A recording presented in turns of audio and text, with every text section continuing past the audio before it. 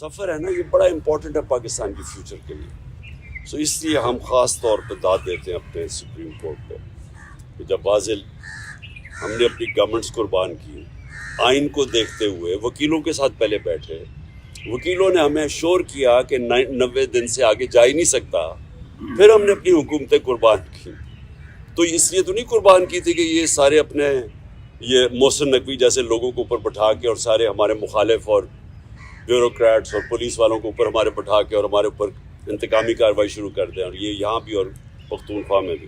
ہم نے تو اس لیے کیا تھا کہ ہم نے کہا کیئر ٹیکر آئے گا اور اس کے بعد 90 دن میں الیکشن ہوگی, تو یہ اس سے پیچھے ہٹ رہے تھے. اور یہ بھی کہ اتنا آگے نکل گیا, یہ بھی صاف آئین کی خلاف ورزی ہے ابھی بھی, کیونکہ اب یہ ظاہر ہے یہ وہ جو 90 دن کے بیچ میں نہیں ہو سکتا کیونکہ انہوں نے اتنا ڈیلے کر دیا.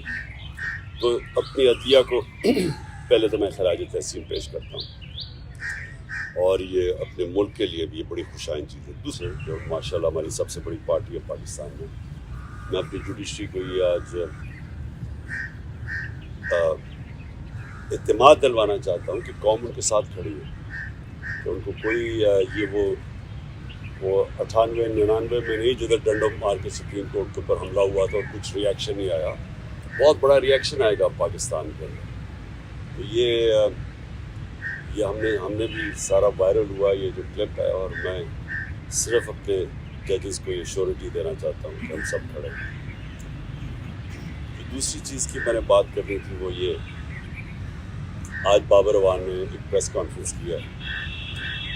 دیکھیں پہلے تو خطرہ مجھے کس سے ہے, میں نے جن 3 لوگوں کے نام لیے تھے میرے اوپر جب واردات ہوئی تو میں نے ان تینوں کے نام لیے, تو ہر چیز جو اس کے بعد ہوئی میرے اٹیمپٹ کے بعد وہ مجھے کنفرم کرتی ہے کہ وہ تینوں ملوث تھے اس میں.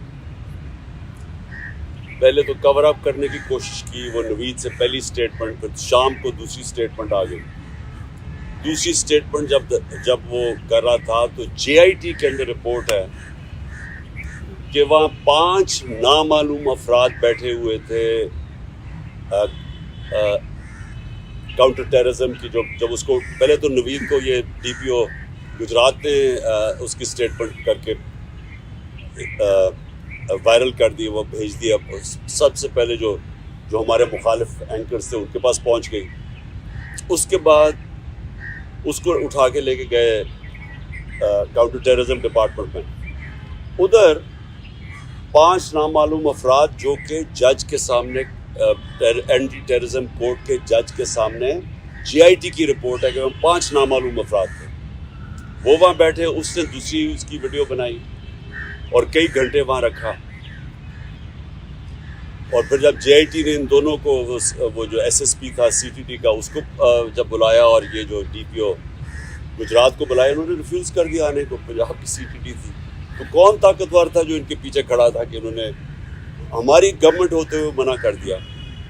پھر اس کے بعد جو JIT کو سیبوٹاج کرنے کی کوشش کی, 4 لوگوں نے اپنے بیان بدلے JIT کے لوگوں نے. ان کے بعد اس کے اوپر پروسیکیوٹر جنرل نے ان کے اوپر تفتیش کی, اس نے کہا کہ ان کے اوپر ایکشن لینا چاہیے. انہوں نے سیبوٹاج کرنے کی کوشش کی ہے. اب اس کیئر ٹیکر گورنمنٹ جس کا یہ مینڈیٹ ہی نہیں, آتے ساتھ ہی پہلے JIT کو چینج روکا, اس کے بعد ان 4 لوگوں کو جن کے اوپر ایکشن کہا تھا ان کو واپس JIT پہ بٹھا کے, اور جو لوگ جو 2 کام کر رہے تھے ان کو انہوں نے OST کر دیا. تو یہ جو کور اپ ہے یہ صرف وہ کر سکتا ہے جس کے پاس طاقت ہے, اور طاقت کس کے پاس ہے؟ ڈرٹی ہیری کے پاس طاقت ہے, رانا ثناء اللہ کے پاس طاقت ہے, اور شہباز شریف. یہ جو تینوں میں نے نامنیٹ کیے, اس کے علاوہ یہ نہیں ہو سکتے, اس کے علاوہ یہ سیبوٹاج نہیں کر سکتے JIT. اب بات یہ ہے کہ یہ 3 ان کو سب سے زیادہ خوف کیا کہ عمران خان اقتدار میں نہ آ جائے, یہ تینوں کو خوف ہے. اور یہ 3 پاور میں بھی بیٹھے ہوئے ہیں, اور مجھے سب سے زیادہ خطرہ ان سے. تو میں نے پہلے بھی ٹی وی پہ کہہ بیٹھا ہوں کہ یہ ایک اب دوسرا پلان بنا ہوا ہے مجھے قتل کرنے کا.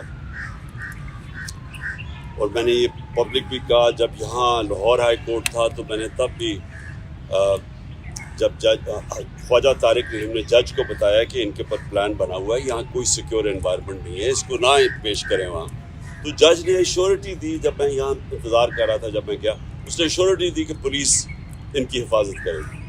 وہاں پہنچا, وہاں پولیس ہی بھاگ گئی ساری, کوئی کسی قسم کی پروٹیکشن نہیں تھی, بالکل ایک ایکسپوز تھا کہ کوئی بھی کچھ واردات کر سکتا تھا. پھر انہوں نے مجھے پنڈی بلایا, یہ اسلام آباد میں 3 اپیرنسز تھی. وہاں آج بابر اعوان نے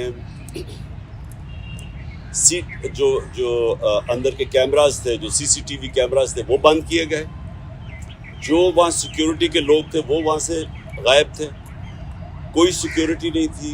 CCTV کیمراز بند کیے گئے, اور بالکل کسی پروٹیکشن کے بغیر میں تینوں عدالتوں کے اندر ایکسپوز تھا.